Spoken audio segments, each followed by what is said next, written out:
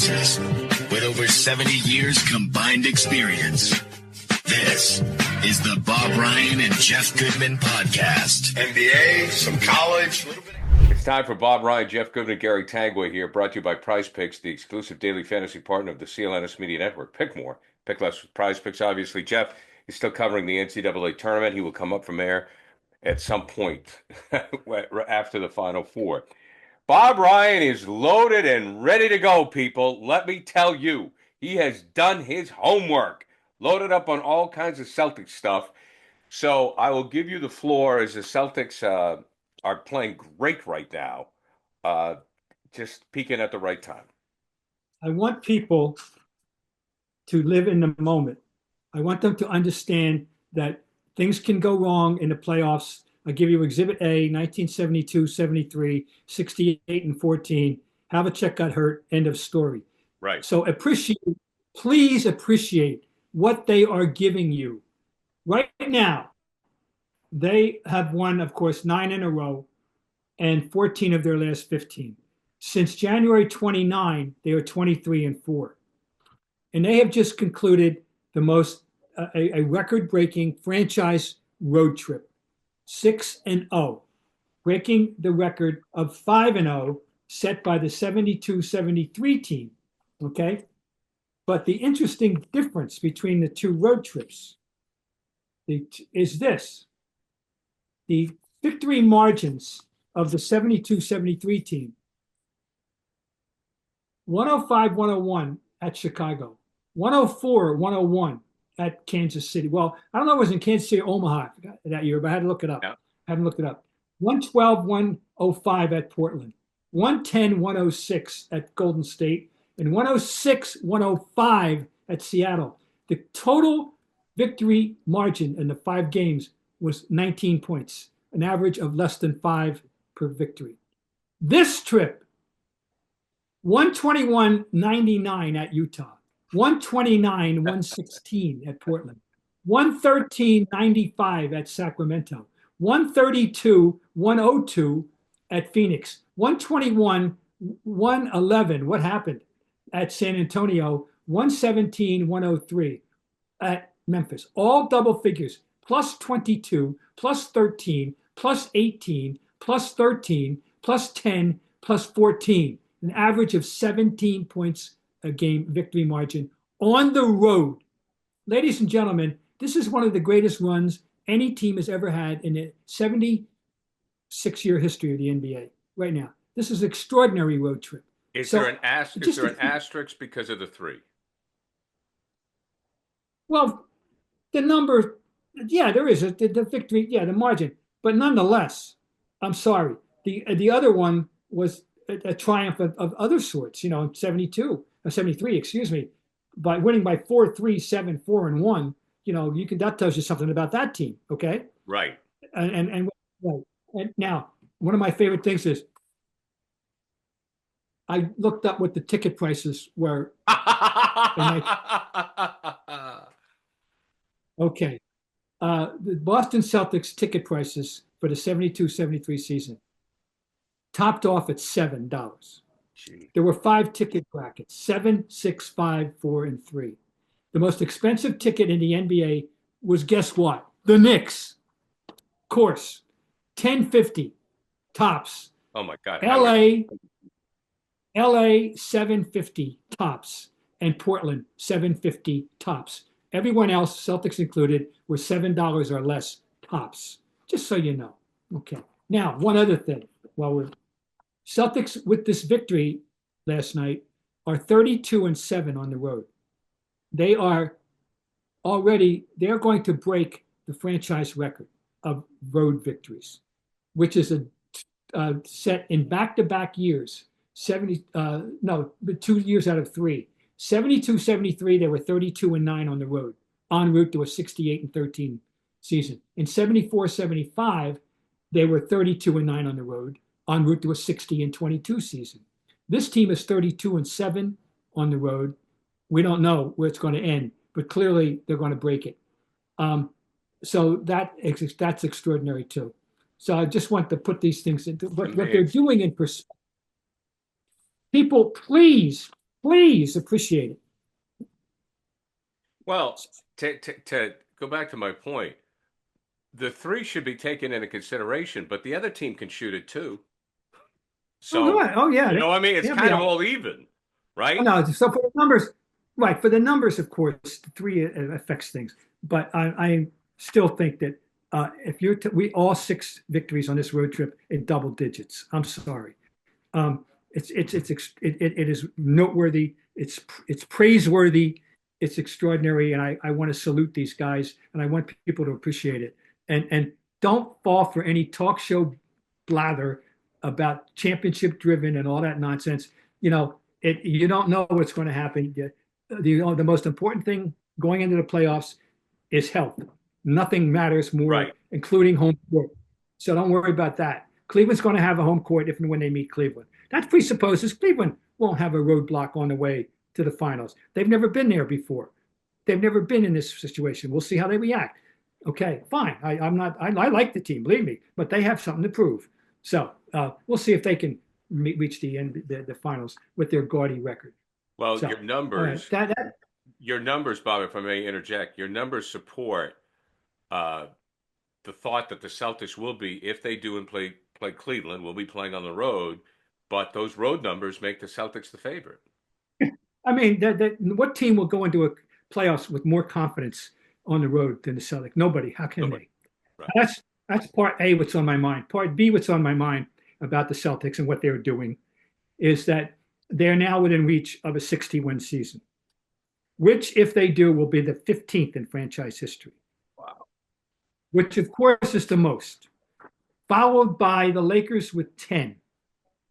And then after that, San Antonio 7, Chicago 6, Milwaukee 5, 76ers 4, Golden State and Cleveland. Cleveland has done it twice before, 3, and the Pistons with 2, and the Knicks with 2. So the Knicks, an original NBA franchise in 1946, have only had 60 wins twice. Of course, the first time was the storied 69-70 season. And the other time, I got it down here somewhere, but anyway, the Knicks. So anyway, but the Celtics, if they win 60, it'll be for the 15th time, and which is definitely by far the most in NBA history. We're not surprised to hear that, but I do want to put what they've done and what the Lakers have done together in perspective, and how these two have dominated this league, going back to the Minneapolis Lakers, dominated this league for over 70 years. Do you have any thoughts on Derrick White's three-point record for the Celtics, 226? Well, it caught me by surprise, Gary, because I think about Ray Allen, and I think about Ray Allen primarily. I didn't realize he was creeping up on the one season record at all. I don't. Well, no, it doesn't bother. Fine. They're a 3-point shooting team. He's a you expect it to go in every time he lets it fly. You know that we Right. do. I expect that ball to go in. I mean, he's so quick on the release. He's so prepared always. He's always prepared to catch it and let it fly. No matter where he is. I know. I'm happy for him. This guy's. They were saluting him in San Antonio and what a steal. Not the greatest trade in NBA and Celtic history because they've got some monumental ones, but boy, what a wonderful act. Oh, and I got to back up on you, Gary. When they got him, I was only dimly aware of his existence on this earth, and I looked him up. Oh, he had scored 14 a game last year. I had no idea because San Antonio had fallen so off the radar screen by that time. That no one was paying attention to them, least of all me. Well, you never know how it's going to work out, but that's where you give Brad Stevens a ton of credit because the chemistry on this team that he has created is amazing. And I still look at Brad Stevens, and everyone will point to Red and the job that he's done. Danny also does not get enough credit. But when you go from Red to Danny to Brad, I mean, Stevens has just been amazing with what he's done. All right, Bob, let's get to Celtics City. And later on in the week, we will release the pod where you talk about the entire podcast will be about the series.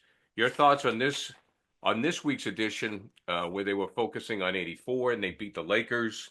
And, like all of the episodes, they get into the race factor as well. they are not going to let it go, and I think that's for sure. And it's always good to have some very forthright people of credibility to speak. And I'm thinking about Robert Parish. Right. Robert is holding nothing back, and he speaks to this. And one he made, what's the illusion he made? Oh, he made an illusion to Do the Right Thing, Spike Lee movie. Right. Oh, right. And they have a great clip in there with when the kid goes up the stairs with the Bird jersey, and the black kids on the sidewalk are beside themselves, but he makes an allusion to it, and they'll be able to have obviously supply the clips. It was very good. A lot of interesting things in this one, Gary. Yes. Starting with Robert talking about the relationship with Larry, and the whole business about not getting involved with the Dr. J. Larry scuffle, because he was pissed at Larry, because he felt that Larry had not supported him in his contract dispute, if you want to call it dispute, contract issue, and that Larry allowed himself to be quoted.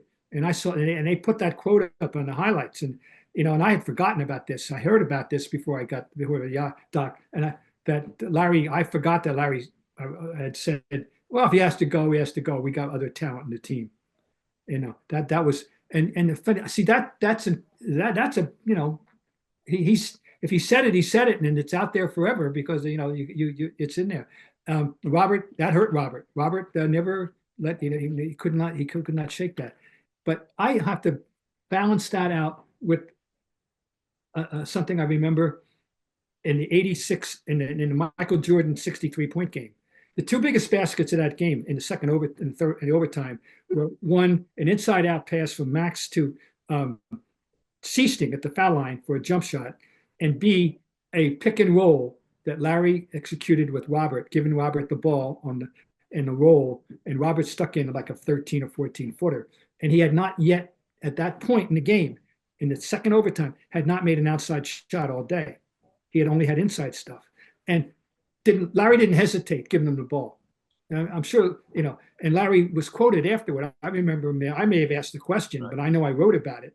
And, about giving Robert the ball. Oh, Robert's open, I'm giving him the ball. It was like, I trust Robert Parish implicitly, and I have every faith in Robert Parish. So, now I'll say, so, I just juxtaposed that. But Robert was always forthright. So that was a revelation. We've all learned in this doc about Robert, why he didn't get involved in with the melee with Dr. J. He was, and so there you go. But I do anyway, want to. So that was. I want to talk about Cedric Maxwell in a minute too, and get to more on that, Bob. Yeah. But first, I have to tell you here, Prize Picks is the best place to get real money sports action, with over 10 million members and billions of dollars in award winnings. Prize Picks has made daily fantasy sports accessible to all. You just pick more or less, but at least two players for a shot to win up 1,000 times your cash. Run your game all season long on Prize Picks. Springtime is here. Baseball season is underway. Don't miss out on your chance to add your favorite players from the diamond to your Prize Picks lineup. Whether it's strikeouts, RBIs, or first inning runs, take your pick, more or less, for your shot to win up to 1,000 times your cash today. Sign up today and get $50 instantly when you play $5. You don't even need to win to receive the $50 bonus. It's guaranteed. In the second half, well, more the second half, we're really into the second half of the basketball season as we push to the playoffs, heating up on Prize Picks, the best place to cash in on your favorite sports, including the NBA. So, what do you think of Prize Picks? Ohtani for more than one home run, Julio Rodriguez for more than one stolen base, or Aaron Judge for more than one long ball? Download the app today and use code CLNS to get $50 instantly after you play your first $5 lineup. Again, download the app today. Use code CLNS to get $50 instantly after you play your first $5 lineup. Prize Picks. Run your game. Bob, I know we got a lot to talk about in Celtics City, but the reason I like this is a lot of young people know Cedric Maxwell, our dear friend, as an announcer. But boy, I mean, he ate Rambus alive in '84. That's one thing that I thought was underplayed in the doc. When you have a thing like this, you're not going to please all the time. You're not going to get it all in. You can't get it all in. You can't do everything. And they've done a superb job. I'm not going to, so I'm going to nitpick a little. They didn't emphasize enough in that how important he was in Game 7 of '84. Nor did they reference "Jump on My Back, Boys." How did they blow that? Well, How did someone not? Bob, How that's a did great someone point. not come up with that? Right? Right. I mean, that's the whole number one thing you remember from that is Maxwell famously saying, "Jump on my back, boys," and then walking the walk and then totally talking the talk. He didn't talk the talk. He screamed it. He had a phenomenal game. And after telling the team to count on him, and that doesn't get mentioned in that regard. There's a little reference to him in the game. They show one move and don't mention that, that it was his. They did someone. Oh, I think was it Bill Simmons' quote saying it's one of his finest moments. I think Bill Simmons is quoted as saying that, but I don't get it. But they don't have enough. They don't have the quote. 7. And the other nitpick I would have about the way they treated the 84 finals was the Heat game, and specifically saying what Larry did. There's a reference. They got Bill Simmons again quoting and saying it was one of his favorite Larry games or one of the quintessential Larry games, which it was. It's one of my 3 or 4 favorite Larry games of them all, and probably one of my top 2. But and it spoke to Larry because when they showed the sight of Kareem with the oxygen, right. I wish they had shown ML going around with the fan. That would have been fun. They didn't show ML with the little electric fan. But Larry that night, 30 when the Lakers didn't want to be there. You know that. The Lakers just wanted to get out of here and go home. Get on the plane, get us back home where they have air conditioning. They didn't want to. They want to get out of this primitive town of Boston where the arena doesn't even have air conditioning. But Larry's numbers, they don't say them. They're spectacular. 34 points, 17 rebounds, and 15 for 20 from the floor. That's what Larry was in Game 5, and it's not stated. That should have been stated. Yeah. So You know what also I love about this is I forgot, and I love McHale. I forgot that McHale missed the 2 foul shots before Henderson stole the ball. Oh yeah, I did too. Oh my God, you imagine how he would have? Oh my God, he did say he saved me. He did emphasize how he saved him. Oh yeah.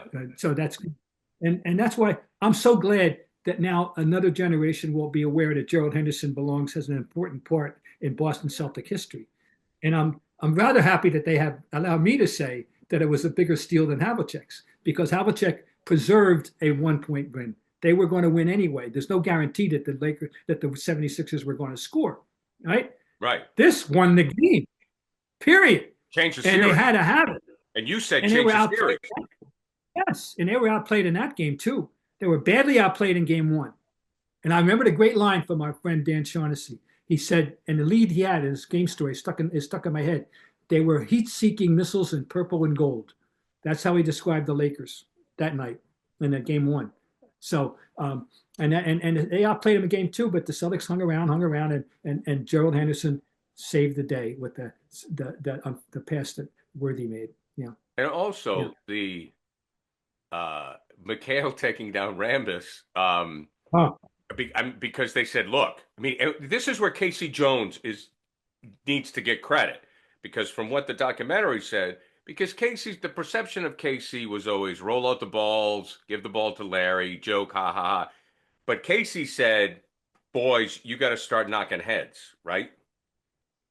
Yeah, and the last person on earth that you would expect to do it on that whole bunch was Kevin, and it was so out of character. It's just incredible.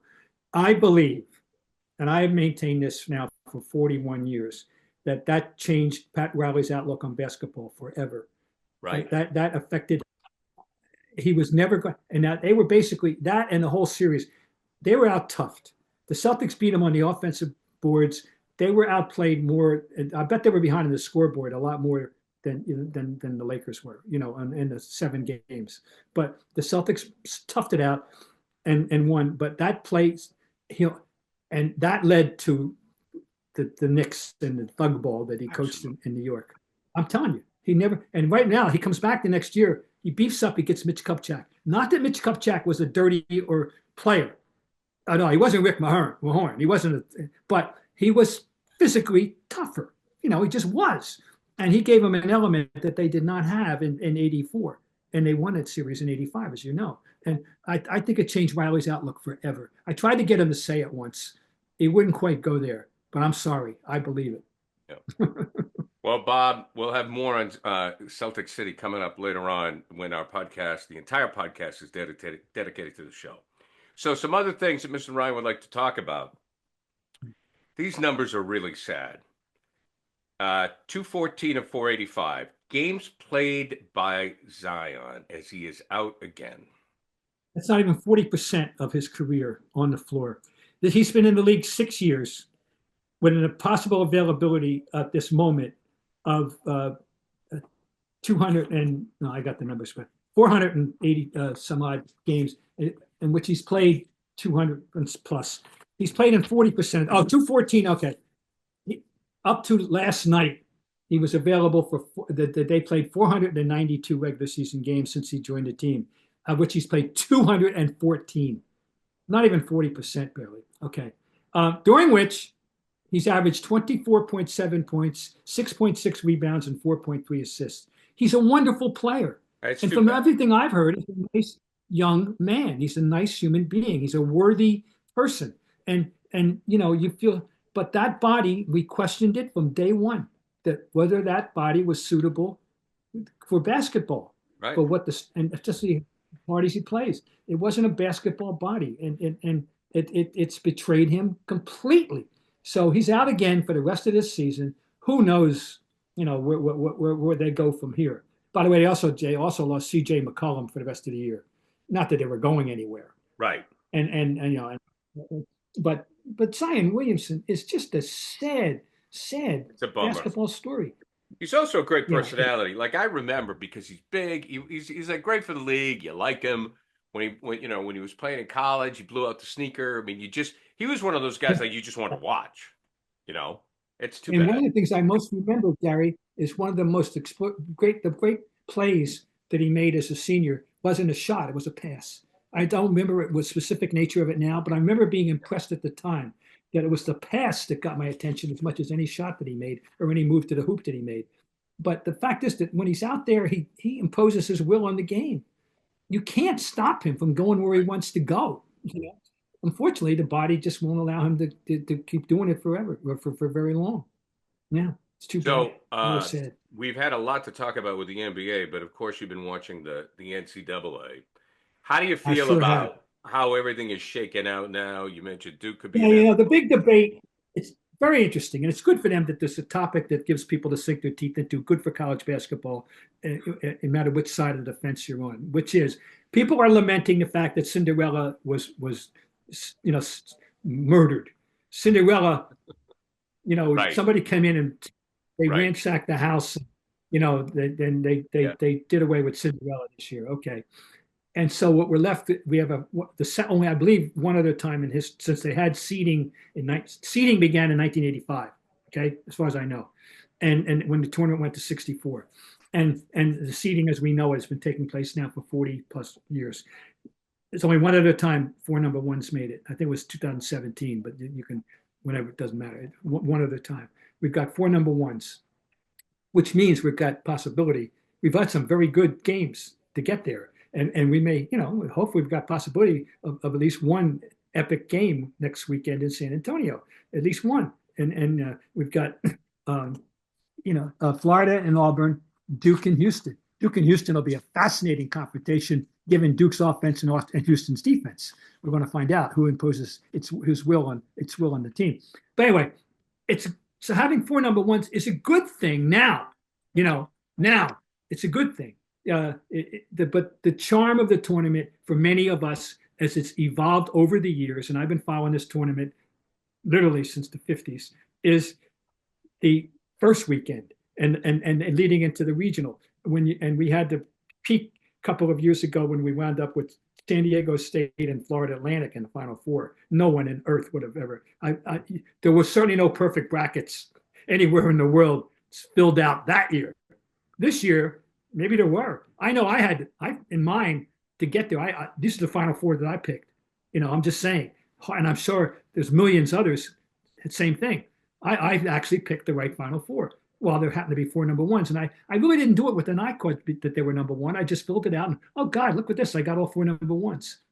That's the way it worked for me. Right. Okay. So, it's a good thing, for the tournament now.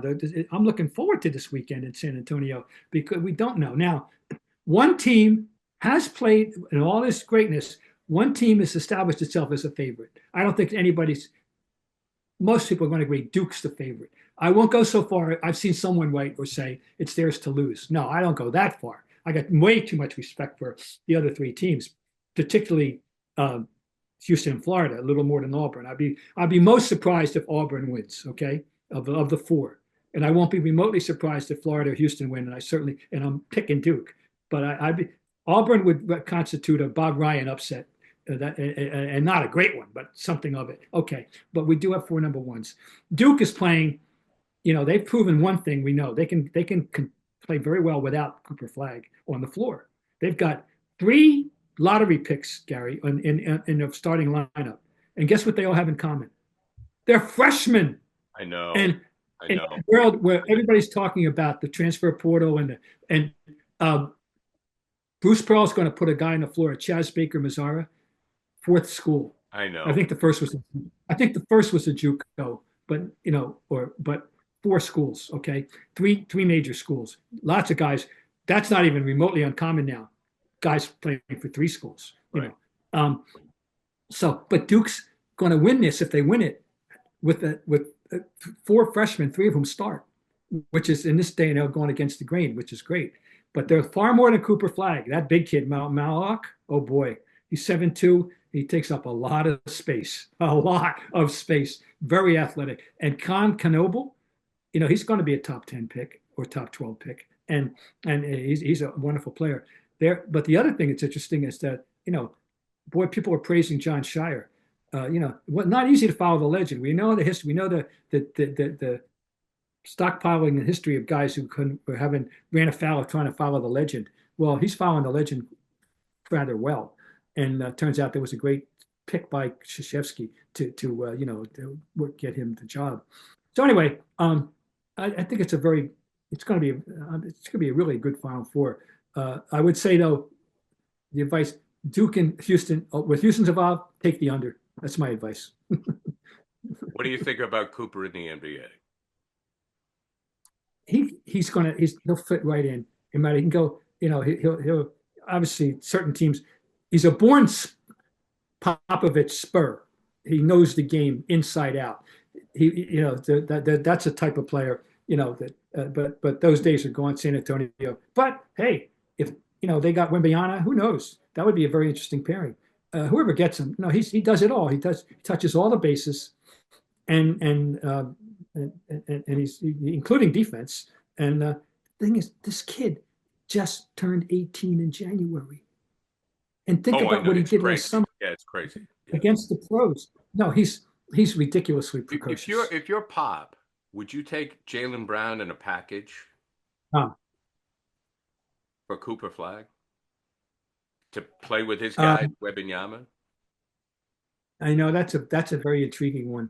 Because that's going to be a sports talk radio. We don't know what we don't know. We just don't know how much in love with Flagg Pop is. I think he's Pop's kind of guy for sure. Right. But that I can guarantee that. I think he'll stick. I'm going to guess he is his kind of guy. But that's an interesting one. Oh God, this is a great one to talk about at the bar. Oh yeah. Yeah. No question. No question. Or on Felger and Maz, either one. So, meanwhile, we got the women, and they've got 3 number ones and a 2. And guess who the 2 is? UConn. This is they're having a drought. They haven't won since 2016. Although Gino's been to 31 out of 32 Sweet 16s, and I don't feel bad for them. They're peaking. Paige Beckers is playing great, and Sarah Strong is playing great. 22 and 17, I think she had last night against SC. And Beckers has had 3 straight 30s, and including a 40. And they're playing very well. I'm not picking them necessarily, but I'm saying that they're ready. They're definitely ready. To the women, so both Final Fours are outstanding, and I think so. It's a very good era for college basketball right now. Very good time for college basketball. And also, you did want to mention JuJu Watkins and it's so sad. Sympathy with her.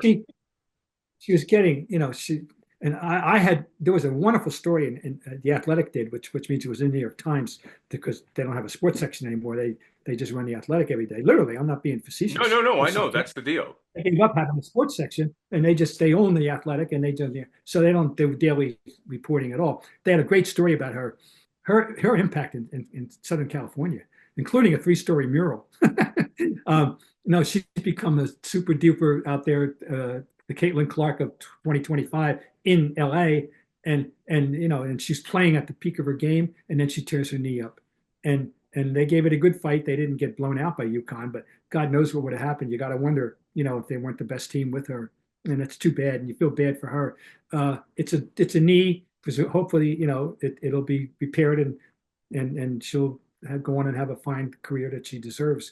But she's really interesting. She's the whole package of personality and talent, and was arguably the best player in college in women's basketball this year.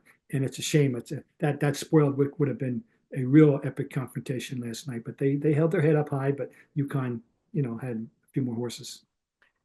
It's also interesting, as you mentioned, that Richard Pitino, son of Rick Pitino, has the Xavier job, so he plays against the old man twice a year.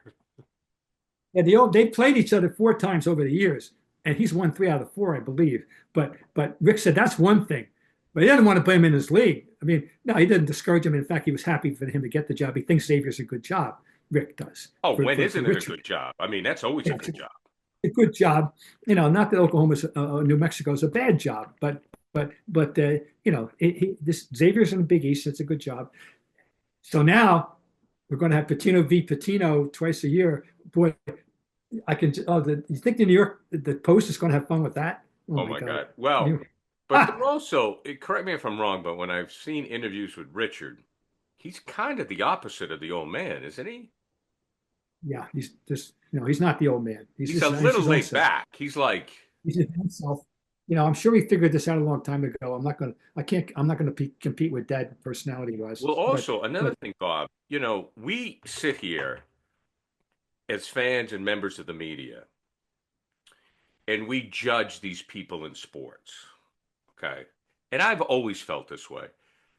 But we judge these people in sports, and we do forget that they're human beings. Now, I can hear the naysayers go, "Oh, Tanguay, you're getting soft in your old age." But Richard Pitino saw what his father went through. I mean, this is a guy, Rick Pitino, who, ulcers after losses. I mean, still coaching at 80, the disaster with the Celtics. I mean, there's a lot of family turmoil when you live with a coach, right? Also, we totally blow that off. We go, they're getting paid a lot of money. But I think that the kids saw that I love to play I love to coach basketball, but I'm not going to have the ultras the old man did. And not to mention the episode in the restaurant that that too. To live with. The restaurant, the Louisville payment thing, sure. Part of his legacy now, Right. So, yeah, no, you're right, Richard. I think you're 100% correct, and so I don't know him. I've never met him. I've seen some interviews, and it was kind of like Rick's round. We know. I mean, Rick is wound really tight. I go back with Rick. Right?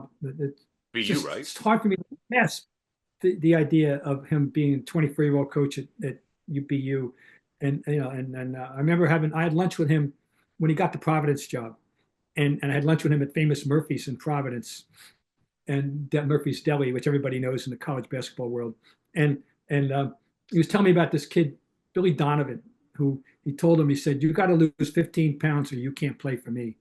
And we all know what happened. Donovan lost the weight and finds himself in the Final Four because Rick was the first year of the 3-point shot. Rick adopted it immediately. Right. And certain coaches embraced it and said, "We're going to make this thing work. We're going to take advantage of this." And other coaches, just went along with, one of them was Wally Massimino. Wally didn't jump on board, and he got swept out to sea ultimately because of it. But Rick embraced it, and next he and Billy Donovan, Pop Lewis, remember that name, Pop Lewis, and they shoot their way into the Final Four that year out of nowhere, absolutely out of nowhere. And they were although I must say in the regional final they went the ball inside to a kid named Steve Wright, and fooled everybody who was waiting for him to bombard with threes. See, this is classic Rick. At the moment when everyone is sure he's going to double down on the three, he goes the other way completely in that game to get them to the Final Four. But anyway, Billy Donovan, I remember talking about, God, this kid can't play for me. He doesn't lose some weight. And so I always remember that one. And he won 2 titles in Florida. And Billy Donovan, his career, Rick Pitino, and he'll tell you that every day of the week, that everything that's happened to him in life, he owes, subsequently he owes to him. Breaking news, non-basketball. Bill Parcells will be inducted into the Patriots Hall of Fame. Hallelujah. This is an embarrassment. This is a stain on their soul. It's so stupid. I'm so glad. Bill Parcells, I say this all the time. He gave them credibility at a point when they had zero credibility. I can remember going to Patriot games. I would be going to New York with the sports reporters, and I would take the 11 o'clock shuttle home from and I would, in the old days they had this, and I would get in land at 12. I was able to drive down and be in my seat in Foxborough at about 10 of 1 because there was no traffic. Right. At Foxborough. Right. Okay? I'm with you. Is named coach of the Patriots. Everything the changed. phone started to ring immediately. They had in 1982, to my knowledge, roughly 18,000 season tickets in the stadium that seated 60,000. Bill Parcells comes, the phone started to ring, however many years before he's in the Super Bowl, right? They could never thank him enough. Before Belichick, he gave them credibility. There's no, I mean, it's just, so anyway, and then, it didn't end well. And, the whole thing with Mr. Greer, and over the, yeah, let me pick the groceries. Bobby, you want me to cook the dinner? But this is a long overdue and very, very good. Good. What's Willie McDonough saying, right? What's Willie McDonough saying right now? Oh, Willie. I go. This Willie died in 2003. He missed the whole thing.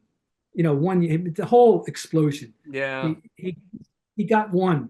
He missed the explosion. And Willie, nobody cared more or did more to promote professional football in Boston in my 60 years than Will McDonough. He certainly would have appreciated what they had. Well, I love the story that Borges told me. After the Patriots, they kick the field goal, they win the Super Bowl. Willie and Borges stand up, high five each other, then go back to work. Yeah. And Ron loved football too. Although Ron ultimate expertise is boxing. Well, boxing. I mean, Borges, to me, just to give him his credit, not that he's a wonderful football guy, but he's the best boxing guy we've had in Boston. I think he's the best boxing writer. I give him a battle. I'm sure they with the George Kimball, and who was a great boxing guy? Bud Collins. His tentacles were, because he's the greatest tennis writer America ever had, but he also was a great boxing guy. But anyway, what did Bud Collins do poorly? Nothing. He named the Red Sox the Old Town Team with an E, and he loved the Celtics. He was very tight with Red personally. They bonded over tennis. Red loved, that was his second sport. And then, of course, as he got older, he evolved into racquetball. But Red played tennis famously and could beat the bleep out of these younger guys. He knew how to. He was very strategic. He could move them all over the court. Red. But anyway, no. But Bud did everything right. God, he was wonderful. Good for well, I think Willie's smiling, and good for Bill Parcells, and good for Robert Kraft. Okay, coming up later in the week, Bob. What's that? Well, I said he's not getting any younger either, so I'm glad they did it. Jeez. Yeah, I agree. Yeah, kudos all around. So Bob and I will be talking about Celtics City coming up in a couple of days right here on CLNS. We are brought to you by Prize Picks, the exclusive daily fantasy partner of the CLNS Media Network. Pick more, pick less with Prize Picks.